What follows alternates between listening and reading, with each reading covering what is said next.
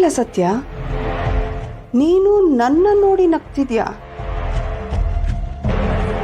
ನೀನ್ ನನ್ನ ನೋಡಿ ನಗ್ತಾ ಇರೋದನ್ನ ನೋಡಿದ್ರೆ ಈ ಮರುಭೂಮಿಯಲ್ಲಿ OSS ಇರುತ್ತಲ್ಲ ಹಾಗನ್ನಿಸ್ತಿದೆ. ಇದು ಕನಸೋ ನನಸೋ ಅರ್ಥ ಆಗ್ತಾ ಇಲ್ಲ, ಆದ್ರೆ ವಿಚಿತ್ರ ಅಂತೂ ಹೌದು. ಒಂದು ನಗುವಿಂದ ಏನೆಲ್ಲ ಬದಲಾವಣೆ ಆಗುತ್ತೆ, ಒಂದಷ್ಟು ಸಮಸ್ಯೆಗಳನ್ನ ಬಗೆಹರಿಸುತ್ತೆ ಅಂತ ಹೇಳ್ತಾರೆ.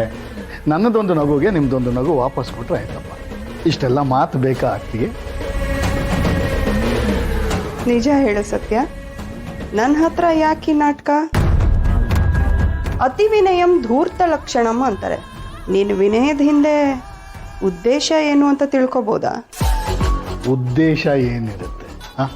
ಒಳ್ಳೆತನದ ಉದ್ದೇಶ ಸದಾ ಒಳ್ಳೆಯದೇ ಆಗಿರುತ್ತೆ. ನೋಡಿ ಅತ್ತಿಗೆ, ಸಿಂಪಲ್ ಆಗಿ ಹೇಳಬೇಕು ಅಂದರೆ, ನನಗೆ ಹೋಗಿ ಹೋಗಿ ಬಂಡೆಗೆ ತಲೆ ಚೆಚ್ಕೊಳ್ಳೋಕೆ ಆಸೆ ಇಲ್ಲ. ಎಲ್ಲರ ದಾರಿಗೆ ನಿಮ್ಮನ್ನು ಎಳ್ಕೋಬೇಕು ಅಂತ ಅನ್ಕೊಂಡೆ, ಆಗಲಿಲ್ಲ. ಎಲ್ಲರೂ ನಿಮ್ಮ ದಾರಿಗೆ ಬರೋದಾದ್ರೆ ಬರಲಿ ಬಿಡಿ, ಅದರಲ್ಲೇನು ಅಲ್ವಾ?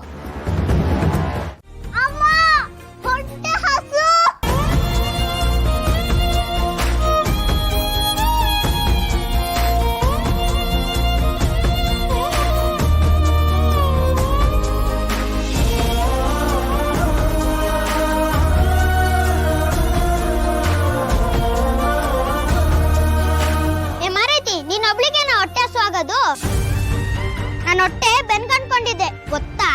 ಲೋ ಮಾರೈತ, ನಿನ್ಗೆ ಎಲ್ಲೋ ಹೊಟ್ಟೆ ಇದೆ, ನಿನ್ ಹೊಟ್ಟೆನೇ ಹಸು ಆಗಲ್ಲ.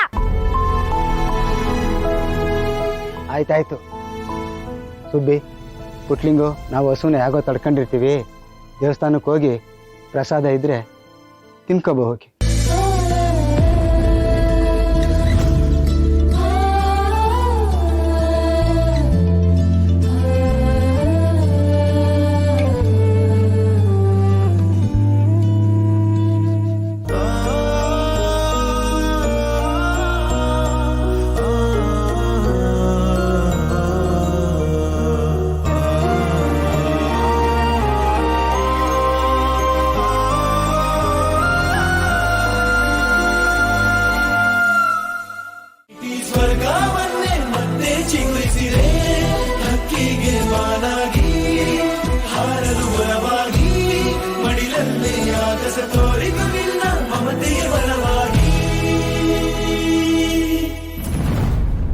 ನಿನ್ನ ಯಾರು ಒಳಗಡೆ ಬಿಟ್ಟಿದ್ದು?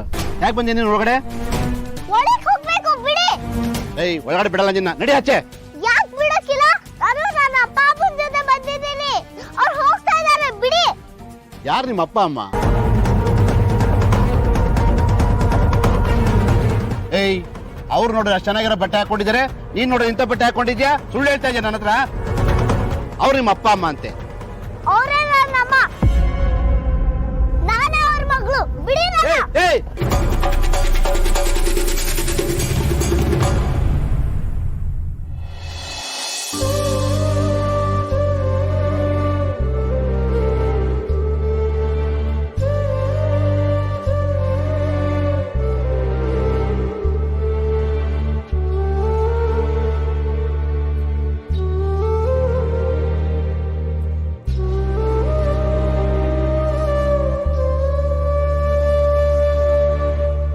ಶೂಸು ಬಿಚ್ಚಕ್ಕಾಗಲ್ಲ ಅನ್ಸುತ್ತೆ. ಸೀತಮ್ಮ ಅಪ್ಪನ ಜೊತೆ ದೇವಸ್ಥಾನಕ್ ಬಂದ್ರು, ಒಳಗಡೆ ಹೋಗಕ್ಕೆ ಆಗ್ತಿಲ್ಲ.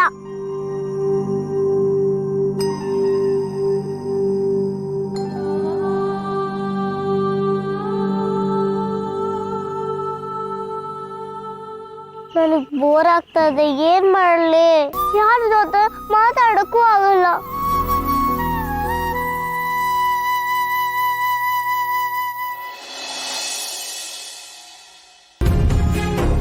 ನನ್ನ ಮಗಳು ಸಿಹಿ ಹೆಸರಲ್ಲಿ ಪೂಜೆ ಮಾಡಿಸ್ಬೇಕಿತ್ತು. ಗೋತ್ರ ಸಂಕಲ್ಪ ಮಾಡೋಣ. ಗೋತ್ರ ಹೇಳಿ. ಶಿವಗೋತ್ರ. ಶಿವಗೋತ್ರೋದ್ಭವಸ್ಯ ನಾಮಧೇಯಸ್ಯ ಸಿಹಿ.